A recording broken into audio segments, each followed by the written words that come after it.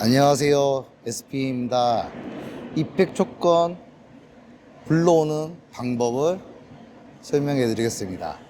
저희 화면 자동 화면 같은 경우에 보시면은 정기 조건 밑에 보면 입백이라고 있습니다. 입백을 왼쪽 마우스로 창을 여시게 되면은 지금 보이는 입백 창이 열리게 됩니다. 입백 창이라는 자체가 뭐냐면은 저희 안에 실질적으로 SPM에서 제공되는 가공 조건표를 불러내는 작업을, 첫 번째, 전기 조건 탐색이 있고, 종료, 가공 재질, T, 무슨 와이어를 쓸 건지, 뭐 0.1, 0.15, 0.2, 0.25, 0.3, 그리고 어떤 와이어를 쓸 건지, 다이냐, 번지냐. 노드 캡은 어떤 거 쓸 거냐, 가공 품질은 몇 차까지 쓸 거냐, 이런 가공 조건 탐색이 있습니다. 가공 탐색 밑에 보시게 되면 리셋이 있고, 서치가 있고, 세이브가 있고, 라스트가 있고, 딜렉터, 세이브가 이렇게 있습니다. 요 같은 경우에는 조건을 불러내는 방법을 제가 설명을 해드릴게요. 지금 같은 경우에는 가공 재질에 보시면은 옆에 칸에 보시면은 노란색에 녹색이 형성되어 있을 겁니다. 리셋을 누르게 되면은 우리가 전체적으로 하얗게 변하게 됩니다. 하얗게 변하게 된다는 것은 뭐냐면은 실질적으로 사용자가 어떻게 불러올 건지, 그 조건을 어떤 식으로 방법으로 불러올 건지를 형성을 판단하여 그 조건을 맞추게 됩니다. 첫 번째, 가공 재질. 가공 재질 같은 경우에는 우리가 스틸이 있고, 하이스가 있고, 구리가 있고, 텅스텐, 알루미늄, 티타늄, 카본, CBN, 그래서 기타. 이런 조건들이 다 설명이 되어 있습니다. 보통 저희가 같은 경우에는 스틸에 불러내게 되면은 T는 몇 T냐? 예를 들어서 뭐 30T. LCD 같은 경우에는 30T를 많이 사용하게 되고, 뭐 자동차나 이런 부분 같은 경우에는 100T 에서 아니면은 총 300T까지 사용할 수 있게끔 만들어 놨습니다. 와이어 같은 경우에는 0.1부터 0.3까지. 지금 제가 보기는 어떤 와이어를 사용하는가에 따라서 재질을 선택을 하시게 됩니다. 그리고 와이어 재질 같은 경우에는 항동이나 코팅 두 가지 방법이 있는데, 항동 같은 경우에는 우리가 눈에 보이는 금색, 그리고 코팅 같은 경우에는 해시이라고 보시면 됩니다. 이거는 동일하게 사용하시면 되고, 번지냐 다이냐에서는 어떤 거냐, 내가 번지를 딸 건지 다이를 딸 건지, 두 가지가 있습니다. 그 두 가지 대 조건도 틀리겠죠. 그래서 저는 번지, 그리고 노즐캡은 우리가 일반 노즐캡을 쓰기 때문에 일반이라고 보시면 되고, 이 같은 경우에는 상부뜸, 하부뜸, 양쪽뜸이라고 했습니다. 그런데 저희 같은 경우에는 SPM에서 제공하는 같은 경우에는 일반품을 사용하시게 되고 보시면 돼요. 가공제 품질 같은 경우에는 1차부터 7차까지 이렇게 보통 이렇게 형성이 되어 있는데, 저희 같은 경우에는 4차까지 형성이 되어 있다고 보시면 돼요. 그러면은 조건을 불러오는 방법을 보여드리겠습니다. 첫 번째, 리셋을 누르게 됩니다. 리셋 누르게 되고, 내가 어떤 가공 제품을 할 건지, 나는 스틸을 사용할 거다. 그리고 T, 그리고 나는 20T나 30T, 그리고 와이어는 0.25겠죠, 당연히. 그리고 와이어는 항동을 쓰겠죠. 그리고 나는 번지. 번지로 불러낼 거냐, 다이를 불러낼 거냐. 저는 번지로 불러내게 보겠습니다. 번지 같은 경우에는 몇 차?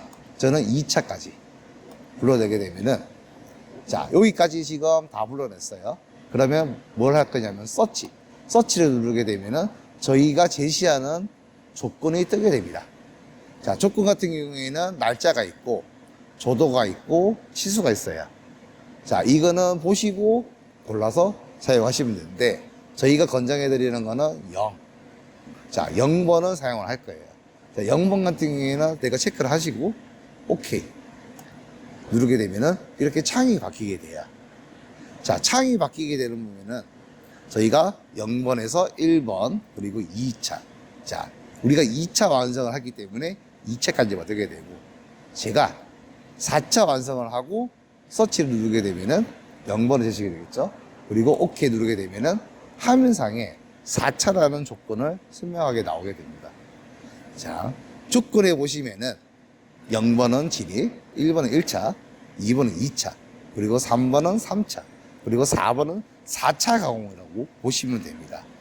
자, 저희가 실질적으로 가공을 할 때 보면은 윗부분에 보시면은 1세트 갭이 있고 2세트 갭이 있습니다. 1세트 같은 경우에는 마이너스 0.0140, 그리고 2세트 갭에는 마이너스 0.0030. 자, 이거는 뭘 표현을 하냐면은 1차 때 구배를 어떻게 줄 거냐. 구배 같은 경우에는 저희가 UV가 틀어지면서 가공을 하게 됩니다. 왜?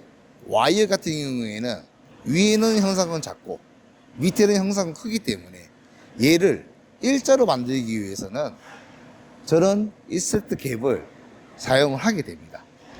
이어서 저희가 정기 조건에서 편집을 하거나 아니면은 정기 조건을 제가 만들고 싶은 조건을 만들거나 아니면 지우거나 하는 방법을 설명해 드리겠습니다.